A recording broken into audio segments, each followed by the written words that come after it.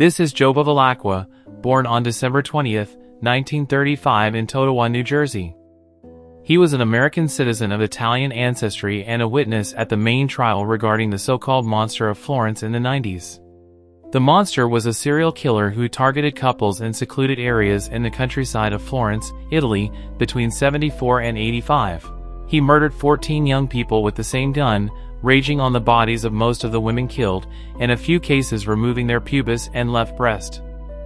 The monster made his first definite appearance on September 14, 1974. That night he surprised a young couple, Stefania Pettini and Pasquale Gentilecore, in a car parked in a field near the Little Fountains in Rabatta, Mugello. He targeted them with a .22 caliber pistol and then he stabbed them. After neutralizing the boy, he went after his girlfriend in agony. The attacker left the crime scene after placing the girl on the lawn behind the car. She would be found naked, on her back, with her arms and legs extended, her skin lacerated by dozens of cuts and a branch inserted into her vagina. For 7 years there was no news of the so-called maniac. When he reappeared in Scandicci on June 6, 1981, killing Carmela D'Annunzio and Giovanni Foggi, the firearm was the same, probably a Beretta, while the bloody ritual on the female victim was changed. Instead of shredding the girl's skin, the murderer removes her pubis. He would do it again to 3 of his future victims. There is a creepy detail regarding the date of the attack which would be overseen for many years. 6/6/1981 is an anagram of the number on the plate of the victim's car. Could this be just a coincidence? In '84, a group of scholars from the University of Modena, Francesco de Fazio, Ivan Galliani and Salvatore Liberto, provided expertise to the DA's office. In their report they noticed that the excisions on the female bodies were focused on the skin with pubic hair. They deduced that the monster wanted to keep the removed anatomical part as a fetish. But was that really the reason? In August 1981, a critic of the local newspaper La Nazione pointed out some similarities between the murders in Scandicci and an American movie which was about to be screened in a cinema in Florence. The film was produced and scripted by Joe Spinell, an actor of Italian ancestry playing as a cab driver serial killer who took the scalp of his female victims. Feminists in particular have said that this is a film that promotes harm to women. Ann Martin has more on it right now. Ann. Christine, the movie is Maniac, and the billboards themselves are pretty gruesome. Moviegoers tonight told me the plot is a man who hated his mother goes out and kills women. You can lock your doors, but you can't lock the madman out of your mind.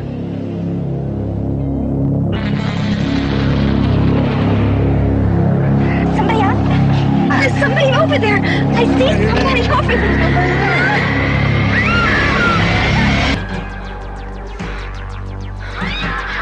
Midtown Manhattan, bringing you the latest update on one of the most violent killing sprees in our city's history. Maniac. It will tear the life out of you. Would you think that a movie like that would inspire violence toward women? Yeah, I think some guys might have ideas watching this, you know, if they're sick-minded coming in here, you never know. This was also the opinion of the amatorial sleuth de Gothia. In the 90s, he published a document where he considered the possibility that the serial killer had been inspired by Maniac. However, de Gothia highlighted a problem. The distribution of the movie ran aground immediately after the premiere in Rome and Palermo at the beginning of '81. Maniac did not arrive in Florence until after the crime of Scandicci. Had the monster been to Rome? In Palermo? Was he inspired by the film's trailer? For sure, the serial killer made his return a few months after the Scandicci attack while Maniac was again being screened at a cinema in Florence. On October 22, 1981, the monster killed Susanna Cambi and Stefano Baldi near Calenzano. Once again, he removed the girl's pubis. The new double murder led to the release of Enzo Spalletti, an ambulance driver who spied on couples flirting in the countryside as a hobby, like other Florentines in those years. Maybe the monster too was a voyeur?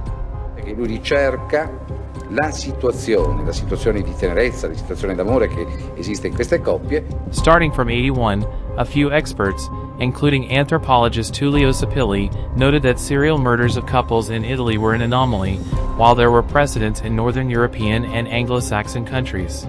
Prominent Italian criminologist Franco Ferracuti made a similar observation in '84, when invited the police to carry out verifications on the large community of foreign residents of Florence. His appeal had no effect though. On June 19, 1982, the monster killed another couple, Antonella Migliorini and Paolo Mainardi, on a country road in Pacciani. During the attack, the victim's car, parked in a spot along Via Virginia Nuova, ended up in a ditch along the opposite side of the road. The murderer hit the headlights before quickly disappearing without having mutilated the woman's body. A few weeks passed and a bunch of bullets and shell casings from the monster's gun were accidentally found by the investigators in a court file regarding a double murder of '68.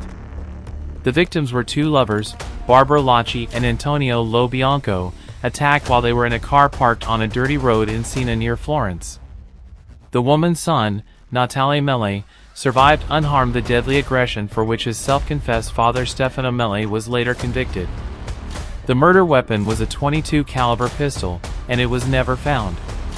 7 years after the discovery of the evidence in the Mele court file, the possible accomplices of the crime of '68, the most of Sardinian origin, Piero Mucciarini, Giovanni Mele, and the brothers Salvatore and Francesco Vinci would be acquitted. While they were in prison or under surveillance, the serial killer continued to kill. In 1983, two German friends on Via di Giotoli, Jens Roche and Wilhelm Horstmeyer. In 1984, Pierontini and Claudio Stefanasi in Vicchio, in Mugello again, like 10 years earlier. In 1985, Nadine Morio and Jean-Michel Crevecola in a clearing of the Scopiti Woods southwest of Florence, in the area where most of the crimes were committed. Il mostro è tornato a colpire di nuovo. Avvalora la tesi del mostro il fatto che le vittime sono una giovane coppia che sono stati assassinati con una beretta calibro 22, stesso tipo usato dal cosiddetto mostro di Firenze nei precedenti delitti, e che l'assassino ha tentato anche questa volta di infierire sul corpo della ragazza. I due giovani sono di nazionalità francese, di Besançon. Si chiamano Nadine Morio, 36 anni, e Jean-Michel Crautili, di 25 anni. Sono stati ritrovati oggi alle 14:40 nel bosco degli Scopeti a San Casciano Val di Pesa, nei pressi di Firenze. Secondo i primi accertamenti sarebbero stati uccisi un paio di giorni fa. La ragazza sarebbe stata trovata morta dentro una tenda, mentre il giovane è riuscito a fuggire, ma è stato raggiunto ed ucciso poco dopo. 2 days after the victims' bodies were found, the DA's office received an envelope addressed to Silvia Della Monica, a prosecutor who had investigated into the monster. Avevo chiesto ai colleghi uditori che avevo con me di occuparsi della posta, smistare un po' le carte, vedere che cosa arrivava. Quando rientrai mi dissero: abbiamo praticamente risolto tutto, salvo questa lettera, che ci sembra un po' singolare, un po' sospetta. Doctress Della Monica Silvia, Procura della Repubblica, 5100 Firenze. The envelope did not contain a written message, but a cardboard wrapper that protected a sealed cellophane bag. Inside, there was a small flap of the breast of the last woman killed. It was the first time that the monster challenged the authority investigating him. And the last one apparently, even if detectives and citizens still did not know it. Intanto il prefetto ha invitato ad intensificare le misure di vigilanza nei comuni intorno a Firenze. Palazzo Vecchio, dal canto suo, ha subito risposto all'appello con il videoclip pubblicitario. Watch out, kids, you could be attacked. Attention, jeunes gens, danger, risque d'agression. An alle Pärchen, Vorsicht, Überfallgefahr. Occhio ragazzi, pericolo di aggressione. Di notte, occhio ai posti isolati. Despite the deployment of forces and the countermeasures adopted, the monster of Florence killed couples in the same territory for 5 consecutive years without being caught, managing to evade checkpoints and unmarked cars. How did he do it? At least as far as the last crime is concerned, Police Detective Ruggero Perugini, head of the anti-monster squad from '86 to the early '90s, has his own explanation. In '85, to avoid tight control, the couple maniac must have killed near his home. This does not undermine the fact that not only did he escape capture, despite the enormous police and media attention, but he also left very few traces during his attacks. Si è scatenato un immaginario popolare che, per esempio, alcune telefonate numerose hanno attribuito i delitti del mostro di Firenze a un componente della polizia. Lo devo dire, non c'è molto da ridere, lo cito perché erano molte telefonate che arrivavano da diverse città italiane. Troppa perizia, troppa abilità, troppe nozioni tecniche, deve essere per forza della polizia. Un'altra telefonata? In 89, with the acquittal of the possible accomplices of the Signa crime decided by Judge Mario Rotella, the investigation on the so-called Sardinian lead was closed. The verdict on the case of 68 would never be revised. For the Italian justice system, the perpetrator of that crime is Stefano Mele. The gun mystery is still unsolved though. Is it possible that it was transferred? Judge Rotella wondered in 89. La Nazione reporter Mario Spezzi and writer Douglas Preston propose a theory in their book on the monster. They argue that the weapon of Sina was stolen by the serial killer, who would be Salvatore Vinci's son, Antonio. But there are alibis that exonerate him. Could there have been a misdirection? A replacement of the shells and bullets in the Mele court file? This is suggested by some inconsistencies between the monster's spent cartridges in the file and the descriptions in the ballistic expertise of 68, which are also incompatible with the observations of the same expert regarding the shell casings of 74. As imagined by psychologist and Italian intelligence consultant Aurelio Mattei in his novel Rabbit on Tuesdays, only the serial killer could have replaced the evidence. For the investigators, however, it's difficult to accept the idea of a misdirection. Il collegamento con il primo omicidio del 68 ha creato un enigma allucinante che forse nemmeno la fantasia del più ardito autore di gialli avrebbe potuto creare. After dropping the Sardinian lead, the police investigated Pietro Pacciani, a 66-year-old farmer in prison for sexual abuse of his daughters. Pacciani was called Il Vumpa, Blaze, for his irascible character.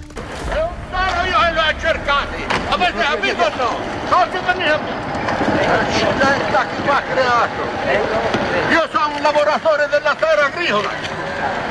Non sono io il cercato. Stai buono.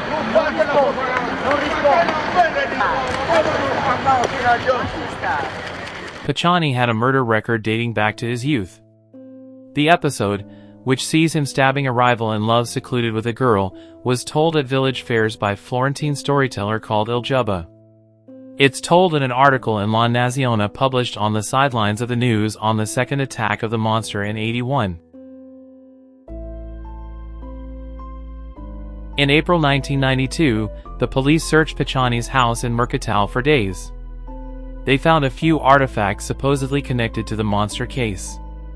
The most evocative one was an allegorical drawing symbolizing violent experiences. According to Di Fazio, it could indicate a form of paranoia. Il Vumpa said he had only colored that work he entitled Dream of Fiction Science, with the Italian word for fiction misspelled as fairy. Indeed, the drawing turned out to be a draft by Chilean artist Cristian Olivares, who wanted to denounce the crimes of dictator Augusto Pinochet. The DA's office survived the attribution error thanks to 4 pieces of evidence. 2 of them had been found in Pacciani's house. They were a soap dish and a sketchbook that, according to the police, would have belonged to the German tourists killed in 83. However, serious doubts would be left about their actual provenience. The 2 remaining pieces of evidence made many, including lawyers and magistrates, think that someone wanted to frame Pacciani. The first one was found in the garden in front of his house. After 2 days of inconclusive searching, an intact Winchester cartridge of the same type used by the monster came out from a stake which supported grapevines. Years later, the suspicion of those who considered it a deception would prove legitimate. In 2016, the DA's office requested a report to ballistic expert Paride Minervini. Contrary to what had been stated by previous consultants in the 90s, Minervini observed that there were no traces attesting that the cartridge was ever chambered in the monster's gun. This fact, already noted in 95 by Enrico Manera, collaborator of the magazine Army and then of Pacciani's defense, was being confirmed by the Carabinieri experts too. Minervini would hypothesize that the cartridge was tampered with to make prosecutors believe that it had entered the barrel of the monster's gun. The second piece of evidence was a guide and spring rod from a .22 caliber Beretta. It arrived by mail about a month after the discovery of the cartridge. Pacciani, who had long been under police surveillance, would have cautiously buried it inside a jar at the foot of a tree in the countryside, wrapped who knows why in a shred of a cloth that he kept at home, which was easily traceable by the police.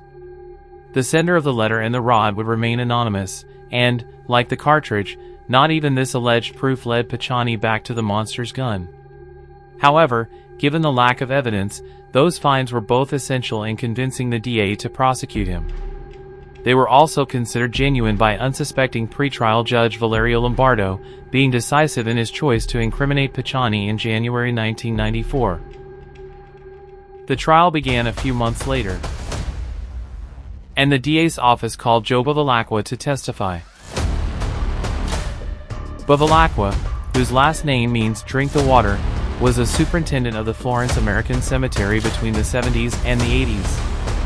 He claimed to have identified Pacciani as an unknown man spotted at the edge of a wood, near the last known crime scene of the monster, a few days before the attack. Oggi lei in quest'aula vede qualcuno che, sia pure con le sembianze di oggi, assomiglia a quella persona? Sì. E chi è? Il signore là accanto all'avvocato. Come mai lei crede di riconoscere? Chiamato è il Pacciani. During the hearing, Pacciani's attorney Rosario Bevilacqua tries to put his almost namesake in a bad light. Quanti anni è che in Italia lei? Io, quando è arrivato prima, 1964. 64. 6, 4, ma io sono andato via d'Italia per lavoro, 3 o 4 lavori. Oh, 64 lei è stato in Italia. Sì. E in Toscana quante volte c'è stato? In tutto forse 22-23 anni. Bene, grazie. Ed si è sempre occupato di bare, di morti, di cimiteri? No. Di che cosa?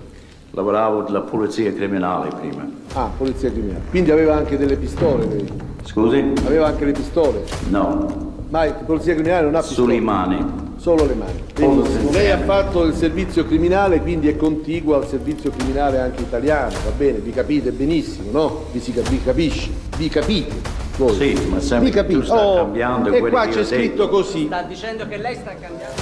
Sul giornale, lei ha visto la foto del signor Pacciani? No. Ecco, come è arrivato? Scusi, io forse qua leggo cose strane, però lei ha detto questo, l'ha detto lei, io non lo sapevo fino a che non lo leggevo. In merito al duplice omicidio dei cittadini francesi, dopo che un mio cognato, veda che mi ricordo del cognato, un mio cognato mi ha portato in visione a Nettuno il quotidiano La Nazione, che riportava appunto articoli del fatto e la foto di una persona raffigurante certo Pacciani Pietro, mi ricordo di questo. Può essere possibile. No, l'ha detto lei. According to FBI profilers, serial killers like the monster may contact the police trying to get involved in the investigation into their crimes. Detective Perugini reiterated this in '96 to the Corriere della Sera. A few years earlier, it was Bevilacqua himself who contacted the Carabinieri to testify on the monster case. Io stavo la mattina dopo e volevo parlare con un carabinieri. Ce lo vuole spiegare questo che sta dicendo? Lei volontariamente voleva parlare con i carabinieri e cosa? Sì, perché della sera che sono stati ammazzati i francesi, io c'ho 2 cani da guardia. Io a quell'epoca abitavo più o meno 300 metri sotto il luogo dove sono stati ammazzati.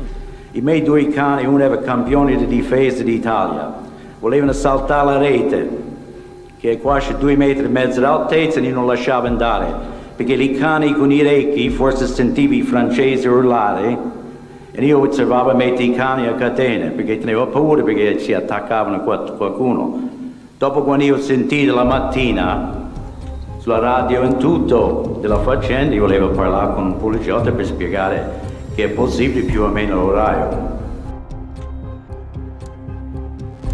Apparently, the bodies of the monster's latest victims were discovered at 3:30 p.m. the day after the official date of the murders. How could the American witness have learned the news already in the morning after having restrained his dogs? Se io non ho capito male, lei ha detto, io al momento dell'omicidio abitavo abbastanza vicino al luogo del fatto. Sì. Ha parlato anche di metri? Tu fai un linea diretto dove sono stati ammazzati i francesi a 300 o 400 metri. Lei in che via abitava? Non abitavano in via, abitavano dietro il cimitero. Ah, ecco. Senta, lei la sera sente questi cani che abbaiano. Lei era dentro o fuori il cimitero? Dentro. Dentro il cimitero. Bevilacqua claims to have seen the last victims of the monster twice along Via Scopiti in the days before the murder. He remembers that the woman was wearing a black bikini. Attorney Pietro Fioravanti, who defends Pacciani together with his colleague Bevilacqua, wants to know more about the latest sighting of the French couple. Si è fermata a guardare la donna, la ragazza in bikini? No. Non si è fermata. No. E ha visto anche il colore del bikini? Sì. Ah, benissimo. Che tu c'ho pelle bianca, un bikini nero è molto evidente. Un bikini nero. Si vede bene da allora. Anch'io sono umani come voi. Nero è uno dei colori si vede meglio. Ed era una bella ragazza, ha detto lei. Sì, molto carina. Ma io ho passato là da piedi tante migliaia di volte. Sì, no, ma a me non mi interessano le migliaia, a me mi interessano quei 3 o 4 giorni prima dell'omicidio. L'ho passato in macchina. In macchina? Sì. E lei in macchina si è fermato su quel luogo? No, ma volevo fermarsi. Ecco, lei ha visto una ragazza in bikini? Sì, io volevo fermare per sempre ragioni, per dire che era una zona pericolosa, c'era problemi di omicidio, e invece io non l'ho fatto, che forse ho sbagliato. Problemi di omicidio ci sono, Sì. c'erano, eh? Sì. E quanti omicidi ci sono stati nella zona? Non lo so perché non l'ho seguito. Ah, non ha seguito? No. The defendant and the witness are called by Judge Enrico Ognibena to make a comparison. Un po' effettivamente. Attorney Bevilacqua points out the similarity of their appearance. Both have a stocky build, an aquiline nose and short hair combed back. Il timone è più alto di un palmo del Pietro Pacciani. Va bene? Come dice? Attorney Bevilacqua seems to have some genuine suspicion towards Pacciani's accuser. What if the monster was him, is the disturbing doubt that advances off the microphone to the judge. Come dice? In the concluding harangues, Pacciani's defense highlight Bevilacqua's ambiguity. Attorney Fioravanti would still remember him 10 years later. When heard by the police on an investigation parallel to the monster case, he would cite Bevilacqua as a possible person of interest, together with suspects such as Perugian Dr. Francesco Narducci and a pharmacist of San Casciano, Francesco Calamandrii. Fioravanti would declare that at the trial he heard Il Vumpa murmur to Bevilacqua the word infama, villain. According to journalist Vincenzo Tessadori, who reports the term Judas and not infama, the Italian-American would have replied, "But I'm an honest man." Il popolo italiano. La Corte d'Assise di primo grado di Firenze, sezione prima, dichiara Pacciani Pietro colpevole dei delitti a lui ascritti, come in imputazione, ad eccezione di quelli di omicidio e di porto d'armi a sparo, relativi all'omicidio in danno di Lobianco Antonio e di Locci Barbara. Esclusa inoltre la contravvenzione di cui è al capo B dell'imputazione, riuniti per continuazione, e lo condanna alla pena dell'ergastolo con isolamento diurno per la durata di anni 3, al pagamento delle spese processuali di custodia cautelare. Lo condanna inoltre alle pene accessorie dell'interdizione perpetua ai pubblici uffici e dell'interdizione legale durante l'esecuzione della pena, dichiarandolo decaduto dalla potestà di genitore. In aula una ressa incredibile e furibondi litigi tra pubblico, giornalisti e poliziotti. Dai, hanno ammazzato!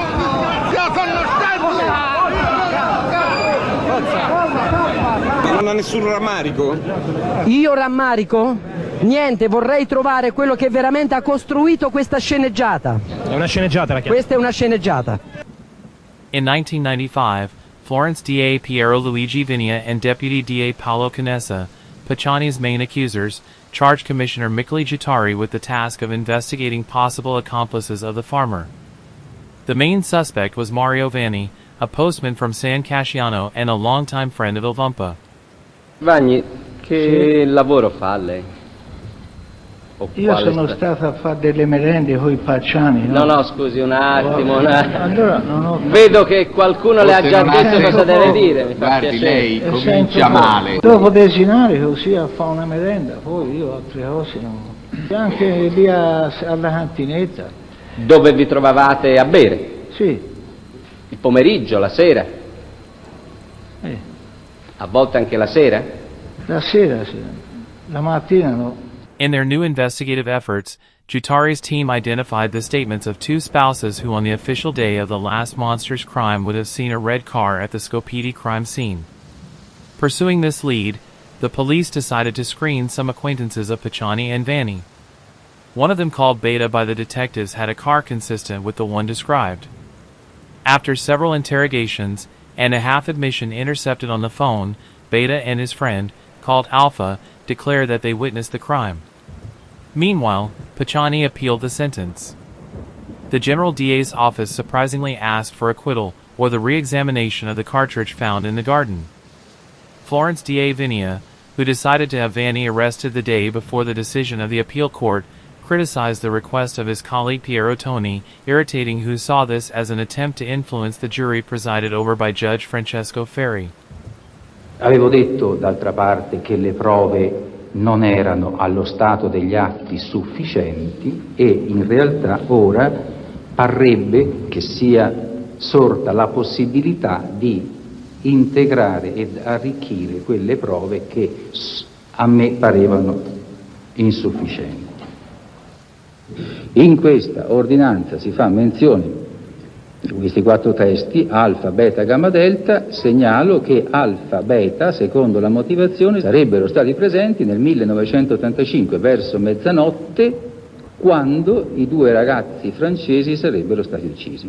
The court didn't admit the new witnesses of the prosecution and overturned the previous verdict. Assolve Pacciani da tutte le imputazioni per le quali ha riportato... No, signori!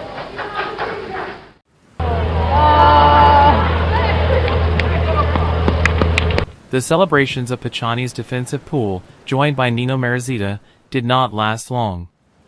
At the end of '96, the verdict that had acquitted Vampa was annulled by the Court of Cassation. However, Pacciani would die before the appeal was remade. In the meantime, his alleged accomplices, Vanni and Beta himself, alias Giancarlo Lotti, were prosecuted. Io ho detto, gli è scritto sì che non posso venire a dire una cosa e parlare. Il bello è scritto, è firmato sì che. From the pre-trial hearing to the appeal, Lotti was pressed by Vanni's attorneys, Giangualberto Peppi, Nino Falasto, and then Antonio Mazzio. His answers were almost always fragmentary and very incomplete. Senta, lei scuola ha fatto? La quarta elementare. Quindi non ha preso la licenza? No, l'ho ripetuto quasi tutte, grazie, sicché non è che... Ho capito. So scrivere il mio nome e basta. The court also examined Alpha, whose real name was Fernando Pucci. Pucci, suffering from an ascertained cognitive disability, was the first to speak to the police about what he and Lotti allegedly witnessed at the crime scene on Via Skopje in '85. Io ho visto tutto, vidi tutto quella sera. Ci vuole raccontare allora cosa vide? Ce lo racconti per benino. Cosa facevano? Io senti fare su come uno strappo, una tenda, capito? E con cosa fu fatto questo strappo? Lo vide? Con un coltello. Chi ce l'aveva in mano il coltello? Lui in mano. L'altro cosa faceva? La pistola. Ce l'aveva il Pacciani? Sì, aveva lui la pistola. Poi si senti due spari, insomma uno sparo si sente in noi, però se andiamo a vedere che c'è, sai. Ma io senti una voce, se andate via vi sa ammazzare anche voi. Dopo di questo, lei ha visto in Vanni fare qualche cosa? Svolgere qualche... soltanto qualche altra cosa? No. È sicuro? Ma no, perché io scappai subito e mi via, perché non... Lotti broadly confirmed his friend's version and added that he witnessed other crimes in '82, '83, and '84. He said that the police interrogations made him break through. It must be noted that thanks to this late breaking through, Lotti, homeless and unemployed, ensured an economic tranquility that he had never achieved before. Starting in '96, the Florence DA's office guaranteed him the benefits of the Witness Protection and Justice Collaborators Service, with free accommodation and a maintenance allowance, which Lotti would use until the final sentence in 2000. Except for the statements of the oligophrenic Pucci, and the sightings of the red car claimed to be seen in Scopiti also by the prostitute Gabriella Girabelli and her protector Norberto Galli, the alleged memories of witness Beta proved to be devoid of any confirmation. In addition to being seriously incomplete, his reconstructions of the murders he would have witnessed contradict the facts several times. In 82, the cars of the snack buddies, Lottie said, would have been parked along the straight of Via Virginia Nuova, near the crime scene in Bacaiano. Yet, they remained invisible to a group of witnesses who crossed each other within about 2 minutes and saw the victim's car before and after the attack. In 83, contrary to what Lottie initially claimed, the two young Germans were not in the front seats of their Volkswagen minibus. In 84, the necropsy report on the girl's death said that she was hit by a blow to the arm and one to the head, which had immediately caused her to lose consciousness. On the contrary, Lottie stated to the police that Pacciani and Vanni would not have shot her and that she was screaming while she was being dragged out of the car. Regarding the crime from 85, there are 3 contradictions. First, the red car spotted in Via Scopiti crime scene was already there on the afternoon of September 8th, while Lottie claimed to have gone to the site only during the night. Second, an investigation by attorney Mazzio showed that, months before the date of the crime, Lottie had transferred the insurance of his red car to a new blue one. Lottie got away with this by replying that sometimes he used to drive the uninsured red car. The most important contradiction is related to the day of the last attack in 85. Lottie, Pucci, and the witnesses of the sighting of the red car in Scopiti referred to Sunday, September 8th, as indicated by Coroner Mauro Mauri. The members of Di Fazio's team and the first leading officer of the anti-monster squad Sandro Federico, though, have doubts about the dating since the discovery of the murders on September 9th. In 2015, Professor Giovanni Morello would report to researcher Paolo Cocchi on a discussion between Mauri's colleagues. For a few of them, the victims would have been killed before Sunday. Non erano del tutto sicure e certe della data della morte, perché sinceramente c'erano alcuni elementi che la facevano anticipare, soprattutto la fauna cadaverica, l'entomologia cadaverica, che deponeva per un'anticipazione della morte al sabato. An expertise by entomologist Francesco Amicone for Vanni's defense, in 2003, moved the date of the 1985 murders from Sunday, September 8 to Saturday 7. 12 years later, for forensic doctors and experts consulted by Cocchi in addition to Professor Morello, Giuseppe Osculati, Carlo Pietro Campobasso, Simonetta Lambiasi, and Stefano Vannin, would unanimously agree with Amicone. Professor Vannin, together with doctors Fabiola Giusti, would become a consultant to one of Vanni's heirs represented by attorneys Mazzio and Walter Biscotti in a revision trial at the Genoa court in 2025. It must be said that at the crime scenes there was no trace of physical evidence attributable to the snack buddies, such as their latent prints or DNA. Despite the numerous searches, neither victims' objects nor weapons were found, except for a cordless kitchen knife at Vanni's house, and alleged evidence contested by attorney Falasto. Signor Presidente, il lotto è un bugiardo e un falso su quello che ha dichiarato contro di me. Tanto più io ho seguito 1 anno e 8 mesi di carcere per via di lui. Riguarda il mostro di Firenze, io non c'ho nulla a che vedere, sono innocente. Lei mi creda, signor Presidente, questa è la verità. Allora, chiuso il dibattimento. Dice l'articolo 530 e seguenti codice di procedura penale, condanna Mari Vanno alla pena dell'ergastolo con isolamento diurno per anni 1 e Lotti Giancarlo alla pena di anni 30 di reclusione. Also in this case, the Attorney General's office headed by Daniele Propato asked for acquittal, which was motivated by Lottie's obvious unreliability. However, Vanni was convicted also on appeal for 4 of the 7 double murders. The reason for the conviction states that Lottie's testimony is the only proof of his and Vanni's guilt, and that without it there would have been no trial. The Supreme Court found nothing to object to the legitimacy of this consideration, and in 2000 confirmed the life sentence to Vanni and 26 years of imprisonment to Lottie, who died a year and a half after being handed over to the prison of Monza. The investigation did not stop though. The Florence DA's office was looking for who would have hired 3 elderly semi-illiterate provincial drinkers to perpetrate the crimes of the monster. The idea was that the murders were aimed at finding the anatomical parts of the victims for esoteric rites. In 2006, the DA's office asked for the indictment of pharmacist Francesco Amicone. For the police and the prosecution, he was one of the instigators of the homicides. In the early 2000s, another lead was pursued in Perugia. Deputy DA Giuliano Manini, assisted by Giuttari, investigated the circumstances of Dr. Narducci's death. Narducci was a physician from a good family, who was suspected for years by some of his fellow citizens of being the real monster, even if he had one solid alibi at least. Narducci would have committed suicide by drowning in Lake Trasimeno, a month after the last definite crime of the serial killer, a suspicious coincidence. According to prosecutor Manini, the discovery of his alleged body would have been staged to evade a possible murder investigation. The existence of actual anomalies confirming Manini's hypothesis has been ascertained, but the case would be dismissed by the pretrial judge. Even reporter of La Nazione Spezzi, arrested for an alleged misdirection attempt, would be acquitted. A similar fate occurred to the Calamandrei trial in Florence, which ended with the acquittal of the defendant in 2008. But a strange testimony emerged from the investigation records.